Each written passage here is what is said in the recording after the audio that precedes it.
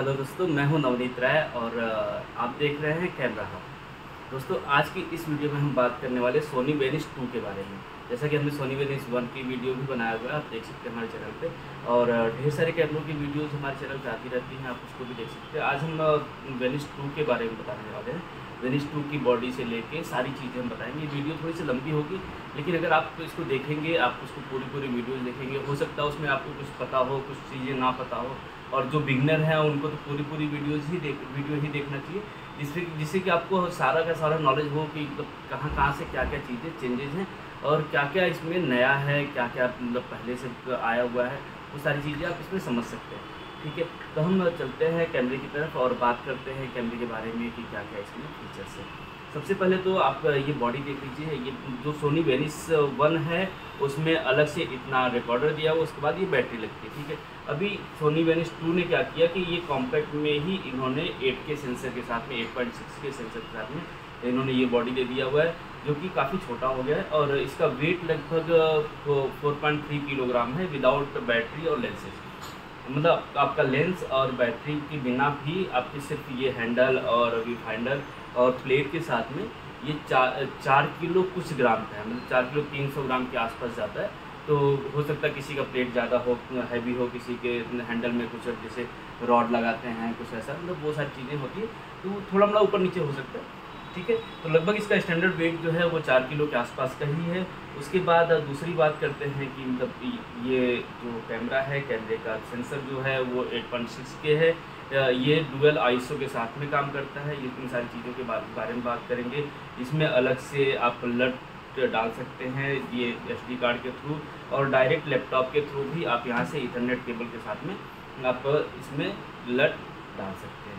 ठीक है, और फिर उसके बाद इसमें आपको देखने को मिलेगी ढेर सारी HDI केबल, जिसके बारे में हम बात करने वाले हैं। इसमें PC है, PC इनपुट है, आउटपुट है, और क्या क्या DC केबल है, वो सारी चीज़ों के बारे में हम बात करने वाले हैं। चलिए शुरू करते हैं। तो दोस्तों, सबसे पहले तो बात करेंगे कि हमारा ये जो सोनी का वेनिस कैमरा है, ये एरी और रेड से रिलेट करेंगे। ठीक है, तो इसमें जो इन्होंने दिया हुआ है, कि इन्होंने क्या किया हुआ है कि जो रेड का रेजुलेशन का सेटअप है, क्योंकि रेड ने क्या किया है कि उसने मतलब ऑपरेशन की तरफ नहीं किया कि ऑपरेट कैसे करना है और उसमें उसका लेटीट्यूड कैसा होना चाहिए, वो सारी चीज़ों के ऊपर ध्यान नहीं देके उसने रेड ने अपना रेजुलेशन बढ़ाते गया।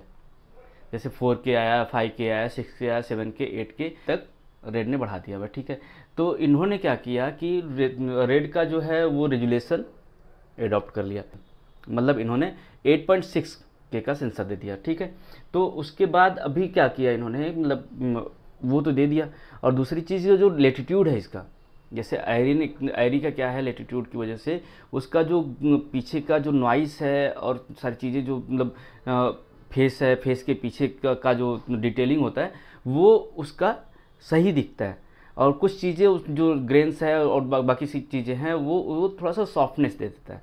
ठीक है, और रेड का क्या है, रेड ने क्या किया, मतलब एकदम शार्पनेस देता है, और इन्होंने क्या किया हुआ है, उन कुछ चीज़ों को डिटेल भी रखा हुआ है और शार्पनेस भी रखा हुआ है। आपको डिटेल भी एकदम क्लियर दिखेगा, और पीछे का जो सॉफ्टनेस एकदम एरी देता है, वो ये सॉफ्टनेस देने के ये क्लियर चीज़ें देता है, लेकिन उस चीज़ में आपको डिटेल दिखेगा। ठीक है, मतलब इन्होंने क्या किया, लेटीट्यूड पे भी काम किया हुआ है और सेंसर पे भी काम किया हुआ है। ठीक है, एरी ने लेटीट्यूड पे ज़्यादा काम किया हुआ है, सेंसर को टॉप नहीं ले गया हुआ है, रेजुलेशन को टॉप नहीं ले गया हुआ है। रेड ने रेजुलेशन को टॉप ले गया हुआ है और लेटीट्यूड पे काम नहीं किया है। ठीक है, और रही दूसरी चीज़ ऑपरेशन की बारी, जो ऑपरेट करने का सिस्टम है, ये देखिए, ये जैसे एरी में दिया हुआ है ऑपरेट करने के लिए, ये पूरा इसमें दे दिया हुआ है। ये साइड से ही आप FPS, ISO, शटर जैसे एरी में दिया हुआ है वैसे सारी चीज़ें आप यहाँ से कर सकते हैं। ठीक है, जो कि रेड में नहीं दिया हुआ। रेड में टोटल टच स्क्रीन पे ही काम होता है। बाई चांस रेड का अगर आपका LCD निकालना पड़ जाता है तो बड़ी प्रॉब्लम हो जाती है कि उसको कैसे सेटअप किया जाए, कैसे सेटिंग किया जाए। बाई चांस अगर जैसे कैमरे को हमने कहीं गिम्बल लगा दिया हुआ है तो LCD अगर नहीं लगी हुई है तो प्रॉब्लम हो जाती है। अगर LCD लगी हुई है तो ठीक है, अगर मतलब उसकी केबल अगर छोटी है तो प्रॉब्लम हो जाती है। तो उसके चक्कर में मतलब ये ऑपरेशन के लिए काफ़ी अच्छा है। मतलब पहले थोड़ी बड़ी बॉडी थी, अभी बॉडी भी कॉम्पैक्ट कर दिया हुआ है, तो ये आराम से गिम्बल पे भी लग जाता है और स्टडी कैम पे या जहाँ पे भी लगाना चाहें वहाँ पे आराम से माउंट हो जाता है।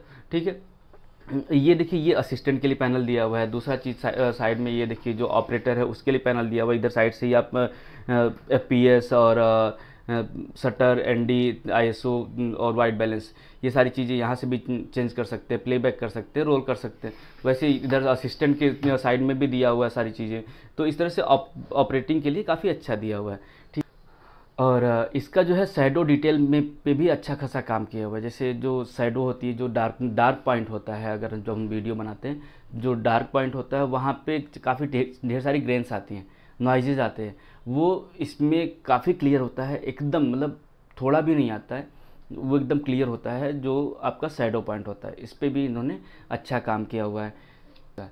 इसका जो फेनोमिनल लेटीट्यूड है वो 16 स्टेप्स का है। 10 स्टेप्स माइनस और 6 स्टेप्स प्लस की तरफ जाता है।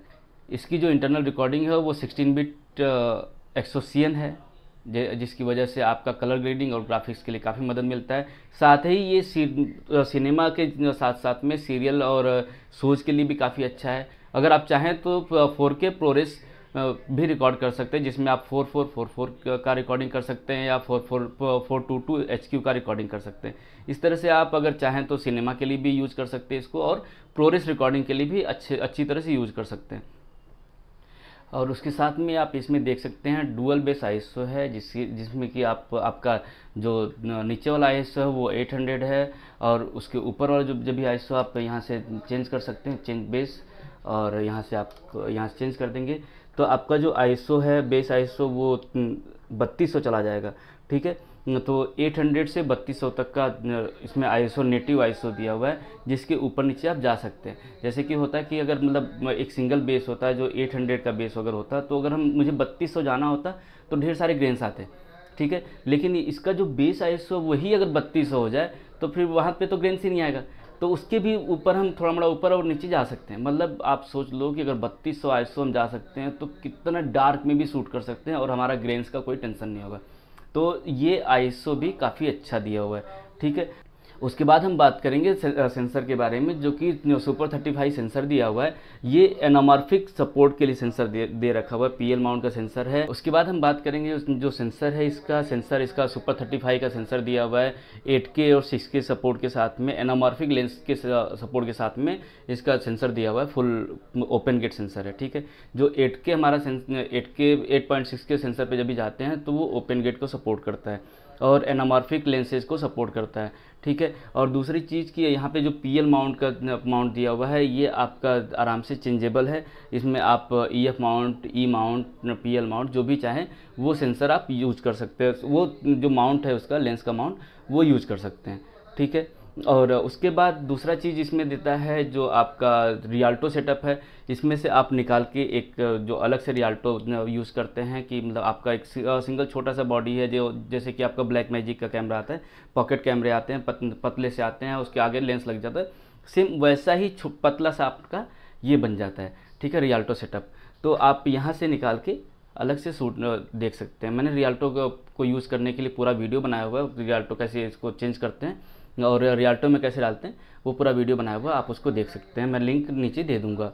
ये हाई स्पीड की तरफ जो FPS इसका है, इसका मैक्सिमम हाई स्पीड हम 4K पे जाके 120 FPS तक जा सकते हैं। और वहीं अगर 6K पे आते हैं तो 90 FPS, वहीं अगर हम 8K पे जाते हैं तो 30 और 40 FPS तक हम जा सकते हैं। उसमें भी जो सेंसर साइज़ है वो हम चेंज करते हैं, जैसे 16:9, 4:3। ये मैं पूरा आपको एक स्क्रीनशॉट दे देता हूँ, आप उसका स्क्रीनशॉट ले लीजिएगा। मैं पूरा एक इमेज डाल देता हूँ अपने इसी वीडियो में, उसका आप स्क्रीनशॉट ले लीजिए, जिससे कि आपको पता चलेगा कि कितने सेंसर पे कितना FPS तक जा सकता है, ठीक है। वो समझाने में आपको पूरा समझ में भी नहीं आएगा कि गिनती कितना, मतलब 6K पे कितना जाएगा, 8K पे कितना जाएगा, 8K 16:9 पे कितना जाएगा, 8K 4:3 पे कितना जाएगा, 3:1 पे कितना जाएगा। वो सारी चीज़ें मैं एक साथ में डाल देता हूँ, वो आप वहाँ से स्क्रीनशॉट ले लीजिए या उसको आप ध्यान से पढ़ लीजिए और उसके बाद आपको समझ में आ जाएगा, ठीक है। उसके बाद हम चलते हैं आगे, ओके। तो यहाँ तक रही बात सिर्फ ऊपर की। अभी इसके बाद हम अंदर चलते हैं, इसमें क्या क्या दिया हुआ है, इसमें आउटपुट क्या क्या दिया हुआ, क्या क्या कीज़ दी हुई हैं, इसके बारे में हम इसके बाद बात